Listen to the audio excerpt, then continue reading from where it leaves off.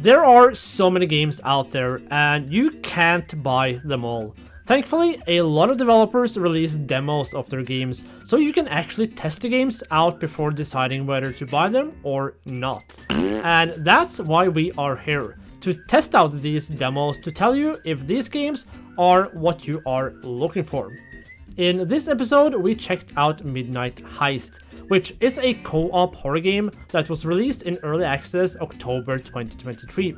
It has since then had a few updates that brought in new content to the game, as well as it will keep getting new content added to it.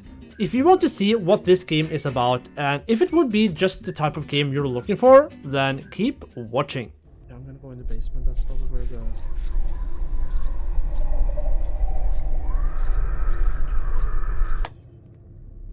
Midnight Heist is a co-op horror game where you take on the role of a hacker.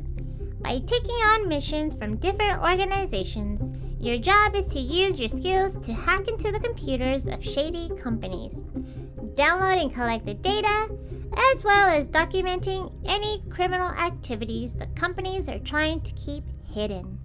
Oh, I knew it! I knew it! There's coke. I knew this bitches was doing coke.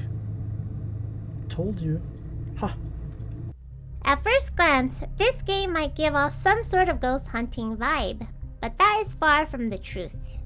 Gameplay-wise, you will sneak into the company buildings, hacking into the computers, find evidence of criminal activities, as well as doing optional side objectives, like collecting documents and other things that gives you extra money, finding rare items to sell on the black market, or hacking into the security cameras, which you can also use to your advantage.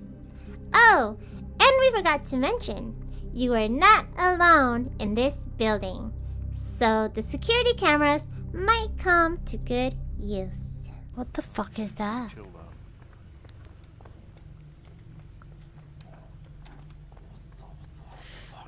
What is that? When hacking into the computers, you will be faced with a small puzzle to be able to successfully hack into it. The puzzles was super fun and varied from very easy to actually a bit challenging, and as far as we experienced, there is a lot of different puzzles. A detail that we really liked was that even the people who are not actively doing the puzzle on the computer can still see the puzzle on the computer screen. That is a nice attention to detail from the developers right there.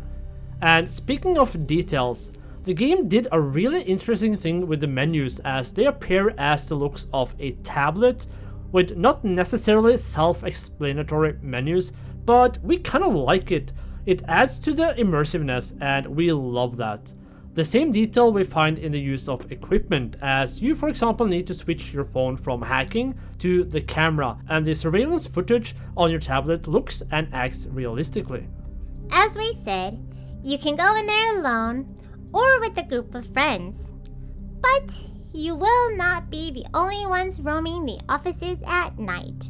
And no, we are not talking about your average security guard, unless that security guard has 2 heads, crackles with lightning, and eats your face if they catch you. The monster design was amazing. As far as we know, there are currently 3 different monsters in the game. The monster will roam around the building, and if it catches you, it's almost certainly game over. This makes it more of a hide-and-seek game, as you need to stay hidden and quiet to make sure you don't get seen by the monster. Luckily, the monsters have a sound cue when they are close by, as well as flickering the lights, giving you some time to try and hide. As for the level design, the game seems to currently have 3 different levels. With our experience, one playthrough of a level could take anywhere between 15 and 30 minutes. The placement of the items and evidence is random, which makes no playthrough exactly the same. The same thing applies for the monsters as well, as that is also randomized for each playthrough.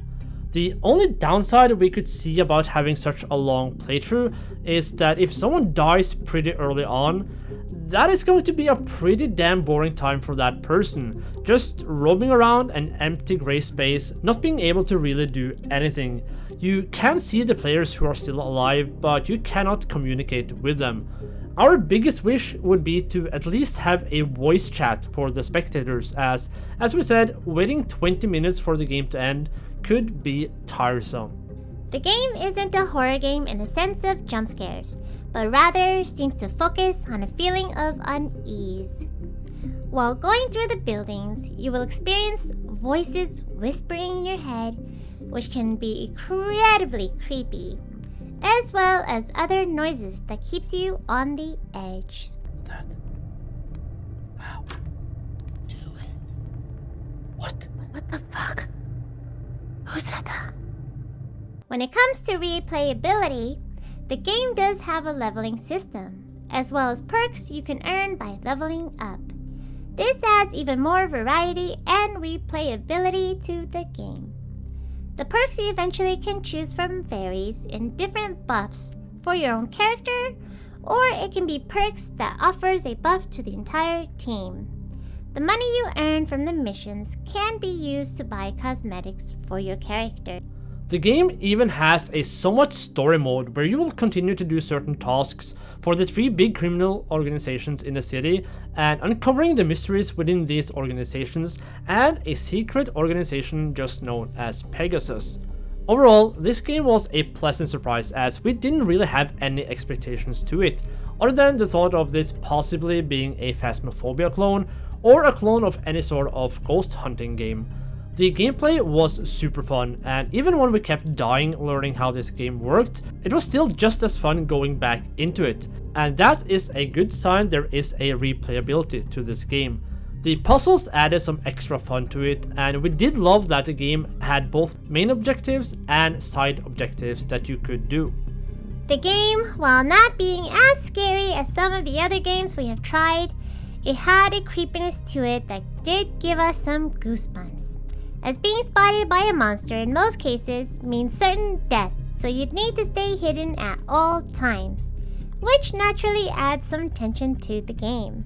We loved the gameplay and the attention to detail, and we loved how the game didn't feel like another clone of already existing games. Now, it's just up to the developers to keep adding new content to keep the game's replayability up. And if they manage to do that, then we wouldn't be surprised if this game became one of the most popular co-op horror games out there in the future. If this is the type of game for you, then you definitely should check this one out. You'll find a link to the game in the descriptions below, and as always, if you want to see more demos and keep yourself up to date on new horror games coming out, then definitely hit that subscribe button to keep yourself updated. If you don't hit subscribe, then Maya will hack your computer and order 10 jars of farts from your credit card. So don't forget to leave your credit card number in the comment section below.